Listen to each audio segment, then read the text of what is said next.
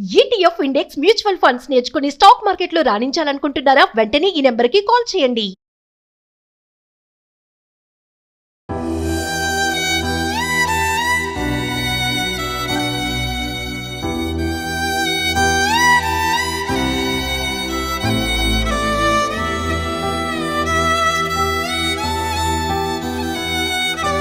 Hi hi అంటే రీసెంట్గా suicide చేసుకున్నారు చంద్రకాంత్ గారు. అంటే మొన్న యాక్సిడెంట్లో కూడా అకస్మాత్తుగా పవిత్ర జయరామ్ గారు చూస్తూ షాక్లో అలాగా హార్ట్ స్ట్రోక్ చనిపోయారు అన్నారు కదా, ఇది ఎంతవరకు వాస్తవం అంటారు? నాకు ఐడియా లేదండి. యాక్చువల్గా డ్రైవర్ ఉన్నారు అనేసి అని అన్నారు, కానీ ఆ డ్రైవర్ అయితే కనిపించట్లేదు మనకి మీడియా ముందు. సో తనకి మేజర్గా ఇంజరీ అయ్యింది,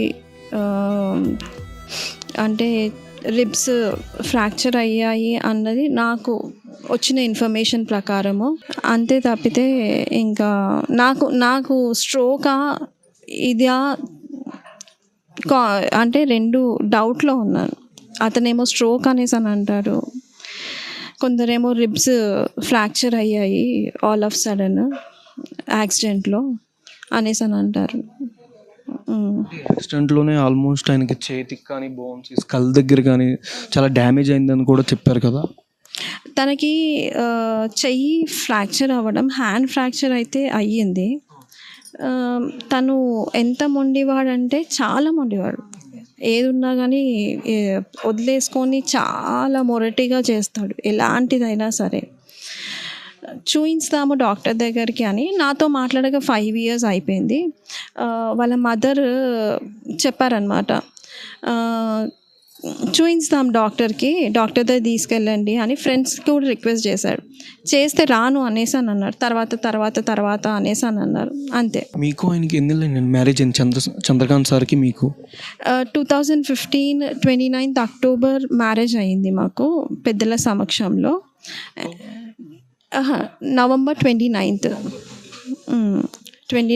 మ్యారేజ్ అయ్యింది 2015లో. ఆల్మోస్ట్ మాది మ్యారేజ్ అయ్యి 8 కంప్లీట్ అయ్యి 9 రన్నింగ్ అవుతున్నాయి. అంటే స్టార్టింగ్ మ్యారేజ్ అయిన దగ్గర నుంచి అంటే ఎట్లా ఉండేవాళ్ళు మీతో?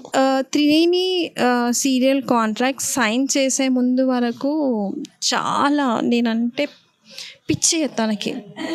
ఎంత అంటే ఇంట్లో మిస్కమ్యూనికేషన్స్ అవి క్యాజువల్గా ఏ ఫ్యామిలీలో అయినా అవుతాయి. అవినప్పుడు కూడా వాళ్ళ డాడీకి చెప్పేవాడు, డాడీ నేను ఈ పొజిషన్లో ఉన్నానంటే దీనివల్లనే ఉన్నా డాడీ, అదే నా లైఫ్, అదే నాకు లైఫ్ ఇచ్చింది, అదే నన్ను చేంజ్ చేసింది అనేవాడు. షూట్కి వెళ్ళేటప్పుడు కూడా కన్నా ఇప్పుడే స్టార్ట్ అయినా ఇక్కడ నుంచి స్టార్ట్ అవుతే, ఇంటి దగ్గర నుంచి స్టార్ట్ అవుతే లొకేషన్కి రీచ్ అయ్యే వరకు కంటిన్యూగా కాల్లో ఉంటాడు. బ్రేక్ దొరికినప్పుడు కంపల్సరీ కాల్ చేస్తాడు, బ్రేక్ కాల్ చేస్తాడు. తర్వాత రిటర్న్లో కూడా కంటిన్యూస్గా కాల్ చేస్తాడు. అలాంటిది ఆల్ ఆఫ్ సడన్ ఈ పవిత్ర జయరామ్ ఎంటర్ అవ్వడము ఆఫ్టర్ లాక్డౌన్ మనిషిలో చాలా చేంజ్ వచ్చింది. చాలా అంటే చాలా చేంజ్ వచ్చింది. ఇంకా ఎప్పుడైతే పవిత్ర జయరామ్ పరిచయం అయ్యిందో అప్పటి నుంచి నాతో సరిగ్గా ఉండట్లేదు, మాట్లాడట్లేదు. చేతి మీద 2021 అనే టాటూ ఉందండి ఇద్దరి మీద, అంటే దాని గురించి నాకు తెలియదండి, క్లారిటీగా అన్నది తెలియదు. నేను ఈ మధ్య సుమన్ టీవీలో అంటే పవిత్ర జయరామ్ ఫ్యూనరల్ తర్వాత చూశానన్నమాట. ఈ 20 అంటే వాళ్ళు అఫీషియల్గా వైఫ్ అండ్ హస్బెండ్ అని రివీల్ చేద్దాము అనేసి అని అనుకున్నారు, అని డివోర్స్ అవ్వకముందే రివీల్ చేద్దాము అది ఇది అనేసి ఆలోచించారు. ఆవిడ కూడా నేను వీడిని వదలను అనేసి అని అనింది. అంటే నేను మాట్లాడాను తనతో, పవిత్ర జయరామ్తో, ఏంటిదంతా అనేసి. తను నేను వదలను, వాడు నాకు నచ్చాడు, మామ అనేసి పిలుస్తుంది.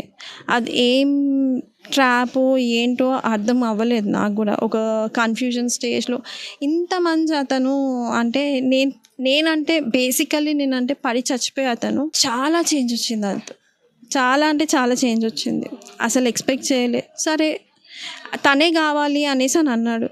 సరే ఫైన్, తనే కావాలి అంటే వెళ్ళిపో, మాకు ఏదైతే న్యాయం చేయాలనుకున్నా చేసి వెళ్ళిపో, అక్కడ హ్యాపీగా ఉండు, పోనీ కనీసం అట్లనన్నా హ్యాపీగా ఉంటావు, అలైవ్ ఉంటావు అనేసి అని అనుకున్నాం. కానీ ఇలా అక్కడికి వెళ్ళిపోమని చెప్పారు. నేను చెప్పడం కాదు, తనని ఇక్కడికి వచ్చేసేయమంటే కాదు నేను ఇక్కడికి రాను అంటే నేను అక్కడే ఉండిపోతాను అనేసి అని అన్నాడు. సో అది నీ ఇష్టం. ఇప్పుడు మనకి ఇక్కడ నాకు డిసడ్వాంటేజ్ ఏమైపోయిందంటే అడల్టరీ లీగలైజ్ అయిపోయింది. దానివల్ల ఈ ప్రాబ్లం నేను ఫేస్ చేయాల్సి వచ్చింది. అడల్టరీ వల్ల ఇల్లీగల్ అఫేర్ ఏదైనా నడుస్తుంది కాబట్టి తను వెళ్ళిపోయాడు. నా ఇష్టం, నా లైఫ్ అన్నాడు. ఈరోజు నాకే లేకుండా పోయాడు. నన్ను, నా పిల్లలను ఒంటరి వాడిని చేసి వెళ్ళిపోయారు. అంటే ఆ 5 years కాకుండా నెక్స్ట్ 2021 ఆ లాక్డౌన్ 390 సీరియల్ స్టార్ట్ అయిన దగ్గర నుంచి అంటే అప్పటి నుంచి ఇంటికి రావడం కానీ ఏం సరిగ్గా యాక్చువల్గా వీళ్ళది నాకు తెలిసి కూడా after close to 1 year 1.5 year మధ్యలో తెలిసింది. అంటే మా ఇద్దరి మధ్యలో కొంచెం గొడవలు స్టార్ట్ అవుతున్నాయి. అప్పుడే ఆల్మోస్ట్ 5 years నుంచి ఉన్నారని చెప్పారు ఆయన. అంటే కొద్ది గొడవలు స్టార్ట్ అవుతున్నాయి. స్టార్ట్ అయినప్పటి నుంచి నేను మాట్లాడట్లేదు. అంటే నాకు వీళ్ళ రిలేషన్షిప్ తెలిసేసరికి 1 year కంప్లీట్ 1 year తర్వాత తెలిసింది. స్టార్ట్ ఏం చేశాడంటే పవిత్ర చాలా మంచిది, తను చాలా ప్రాబ్లమ్స్ ఫేస్ చేసింది, అది ఇది అనేసి చెప్పాడు. నేను అంటే ఇప్పుడు కనే ఏది చెప్తే అది బ్లైండ్గా నమ్ముతాను, చాలా బ్లైండ్గా నమ్ముతా. అంటే నా మనిషి నాకు ఎప్పుడైనా నిజం చెప్తాడు అన్నది నాకు నమ్మకం. అలా ఒకసారి ఏం చేశాడంటే తనకి హార్ట్లో హోల్ ఉంది అనేసి చెప్పాడు. తనని మనమే చూసుకుందాము, సడన్గా లో బీపీ అవుతుంది, అది ఇది అనేసి అని అన్నాడు. అదంతా ఫాల్స్. తర్వాత నాకు తెలిసింది ఏంటంటే వీళ్ళిద్దరు రిలేషన్షిప్లో ఉన్నారు, తను కంప్లీట్గా అక్కడికి వెళ్ళిపోదామని చూస్తున్నాడు అన్నది నాకు తెలిసింది.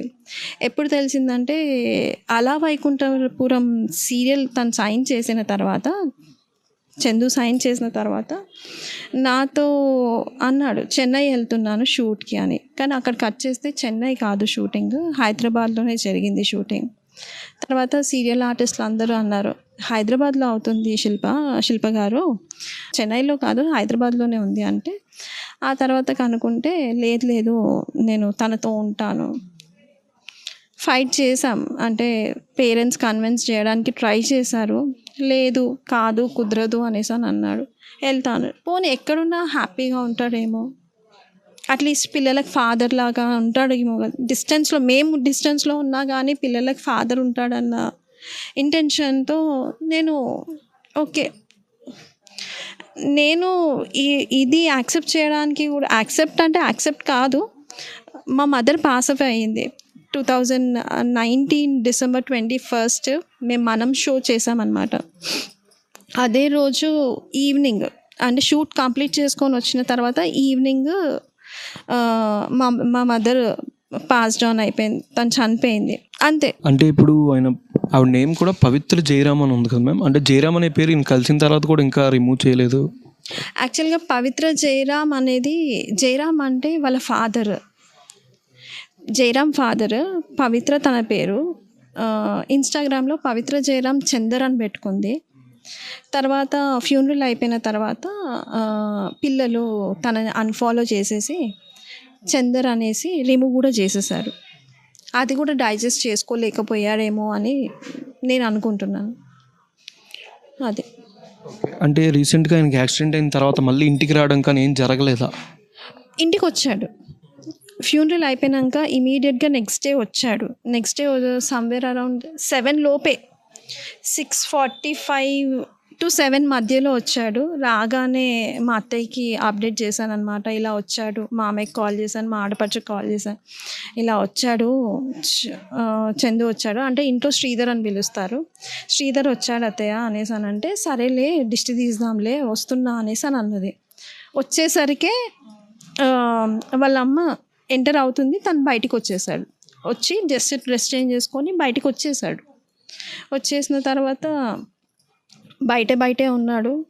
ఆఫ్టర్నూన్ లంచ్కి ఫ్రెండ్స్ ఫోర్సబుల్గా ఇంటికి తీసుకొచ్చి లంచ్ తిన్నాడు, కొంచెం రెస్ట్ తీసుకున్నాడు, మళ్ళీ బయటకు వచ్చేసాడు. అప్పటి నుంచి ఇంకా బయటనే ఉన్నాడు, ఇంట్లోకి అయితే రాలేదు. అయితే నిన్న కాక మొన్న ఇంకా ఫార్చునేట్లీ ప్రాపర్టీది సెటిల్మెంట్ మాట్లాడేది ఉండే, అది ఎప్పటి నుంచో అయ్యేది. ఫార్చునేట్గా మొన్న అయ్యింది. అయితే అప్పుడు నేను చూసాను అనమాట ఇన్స్టాలో. అప్పటికే 2 days అయిపోయింది చూసి. ఇన్స్టాలో ఏంటంటే Pavi wait for 2 days I'm coming అనేసి పెట్టాడు. సో అది చూసాను. చూసి పెద్దవాళ్ళ మధ్యలో పెట్టానన్నమాట. సో ఇలా పెడుతున్నాడు, సూసైడ్ చేసుకుంటాడా ఏమో భయం అవుతుంది బావ, మామయ్య, అత్తయ్య అనేసి చెప్పాను.